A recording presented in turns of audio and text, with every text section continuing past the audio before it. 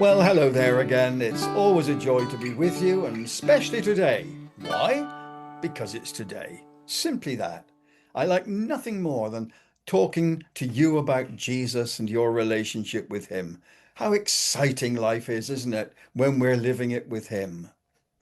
We're talking about temptation. Well, we are, and we're looking at the meaning of the word. It's interesting how when we use the word temptation or tempt, there's always a negative connotation to it, isn't there?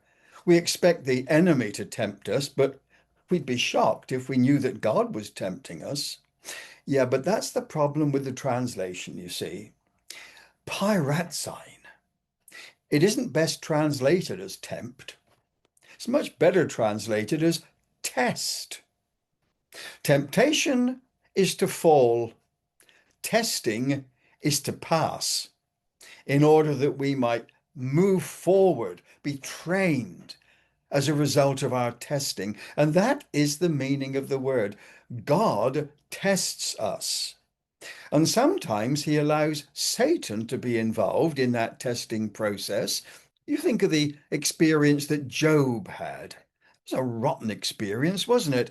But the Lord allowed it. Do you remember? God gave Satan permission to test Job in order that Job might pass the test, that he might grow and develop, become more wonderful even than he was before as a servant of God. Tremendous.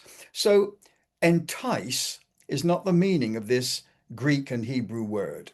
It is test. God allows us to be tested with a view to our overcoming the test, to succeeding, not in failing. And we see this very clearly in a passage of scripture like Genesis 22. You may very well be familiar with Genesis 22. It's famous. It's all about Abraham being tested over the matter of his son Isaac when they were on Mount Moriah. You remember what happened? Genesis 22 and verse 1 starts off by speaking about the Lord tempting Abraham. Well, that's what the authorized version says, but it's the only version that does.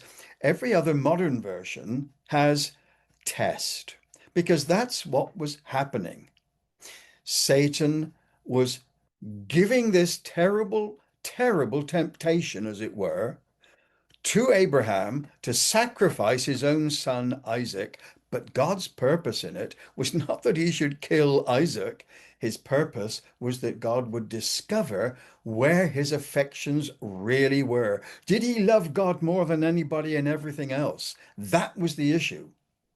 And so it turned out to be an extremely positive experience and not a negative one. Abraham's faith was counted to him as righteousness because he was so astonishing in his obedience of God. That was the issue, and it always is. Question is, am I prepared to live for God in all circumstances? That's the question, and it requires an answer. Well, more of this next time, but for now, goodbye for now.